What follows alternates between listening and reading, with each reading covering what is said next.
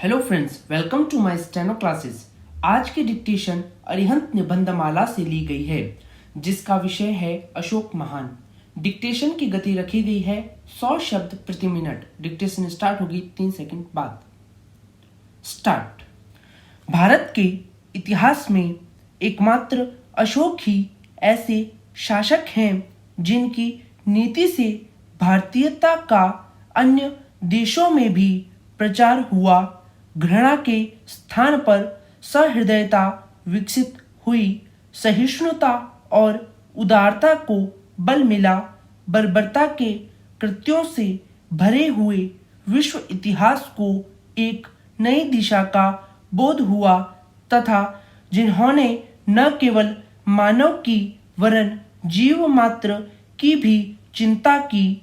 यह सर्वमान्य तथ्य है कि अशोक अपने काल के अकेले ऐसे सम्राट थे जिसकी प्रशस्ति उनके गुणों के कारण होती आई है, बल के डर से नहीं। Paragraph change. इस लोकप्रिय शासक का काल 273-232 ईसा पूर्व माना जाता है। मौर्य वंश के संस्थापक चंद्रगुप्त के पौत्र तथा बिंदुसार के पुत्र अशोक अपने शासन के आरंभिक दिनों में एक कट्टर शासक थे तथा वे विशुद्ध न्याय व्यवस्था पर विश्वास करते थे। शिकार और दावत का उन्हें बड़ा शौक था। युद्ध कला में प्रवीण होने के कारण युद्ध करना उन्हें अच्छा लगता था। अशोक को अपने साम्राज्य को सुरक्षित रखने तथा साम्राज्य विस्तार के लिए युद्ध करने के अतिरिक्त और कुछ भी नहीं सूझता था। इसी दिशा में अग्रसर होते हुए उन्होंने 261 ईसा पूर्व में कलिंग राज्य पर आक्रमण किया तथा उसे अपने अधिकार में ले लिया। इस विभत्स युद्ध में हुई लोगों की क्षति ने उनके हृदय को द्रवित कर दिया तथा उनका हृदय परिवर्तित हो गया। Paragraph change. उन्होंने बौद्ध धर्म को अपना लिया तथा भविष्य में हथियार न उठाने का संकल्प लिया। स्वयं बौद्ध धर्म का पालन किया तथा इस धर्म के प्रचार के लिए श्रीलंका, अफगानिस्तान, पश्चिम एशिया, मिस्र, यूनान, तिब्बत सहित कई देशों में अपने दूत भेजे। उन्होंने एक नए धर्म और विचार धम्म को प्रतिपादित कर अपने समस्त राज्य क्षेत्र में लागू करवाया। Paragraph change.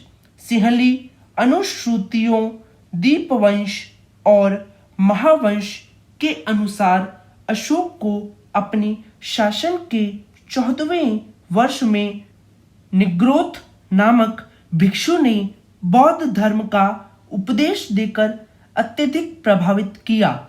तत्पश्चात वे मोगली पुत्तिस्त के प्रभाव में आकर पूर्ण रूप से बौद्ध हो गए।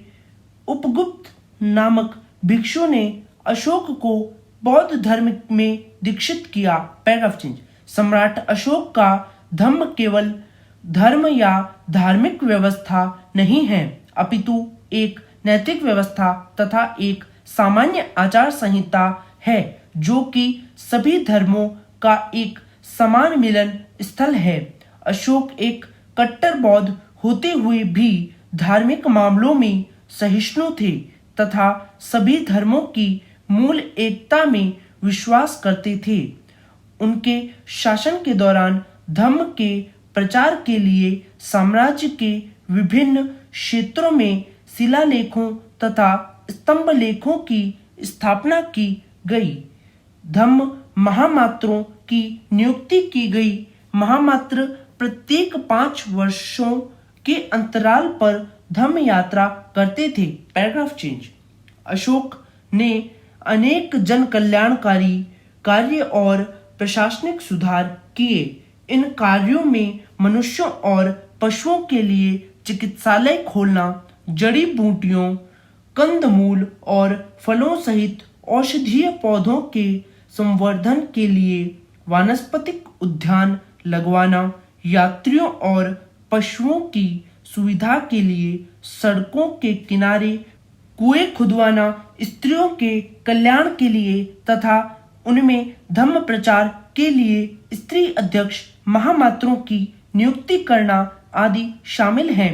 इसके अतिरिक्त सन्यासियों, वृद्धों तथा शारीरिक रूप से अक्षम व्यक्तियों को दान देना और पशु पक्षियों की हत्या बंद करना जैसे कार्यों को कार्यान्वित किया गया था। Paragraph change. सम्राट अशोक ने अपने शासनकाल के 10वें वर्ष में सर्वप्रथम बौद्ध गया की यात्रा की।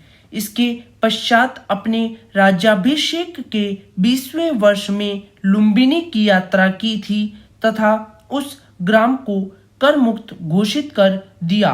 उनके शासनकाल में ही पाटलिपुत्र में तृतीय बौद्ध संगति का आयोजन किया गया, जिसकी अध्यक्षता मोगली पुत्र तिस्त ने की थी। इसी संगति में अभिधम्म पिटक की रचना हुई थी।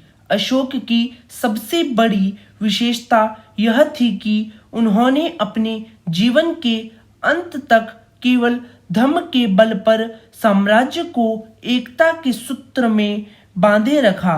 मानव इतिहास में अशोक एक ऐसे महानतम शासक थे जिनका शासनकाल राष्ट्रों के आख्यान में एक अनुपम तथा उज्जवल युग का प्रतीक है। उनकी महानता इस बात में निहित है कि आज से इतने वर्ष पूर्व भी अपने शासन में इतने सुस्पष्ट रूप से उन्होंने मानव मूल्यों की स्थापना की थी और भारत में नैतिक जागृति पैदा करने के लिए आजीवन कर्मठ प्रयास किए। Paragraph change. एक सर्वोच्च एवं सक्रिय मानवतावादी शासक के रूप में उनका दृष्टांत अद्वितीय है।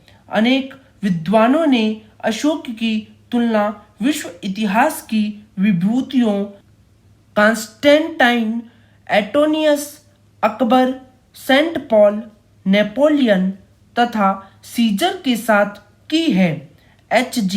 वेल्स के अनुसार अशोक का चरित्र इतिहास के स्तंभों को भरने वाले राजाओं, सम्राटों, धर्माधिकारियों, संत महात्माओं आदि के बीच प्रकाशमान है और आकाश में प्राय एकाकी तारे की तरह चमकता है। पूर्ण विराम। फ्रेंड्स, आज का डिक्टेशन कैसा लगा कमेंट करें और ऐसे ही डेली डिक्टेशन पाने के लिए हमारे चैनल को सब्सक्राइब करें, बेल आइकन प्रेस करें, वीडियो को लाइक करें, शेयर करें। धन्यवाद।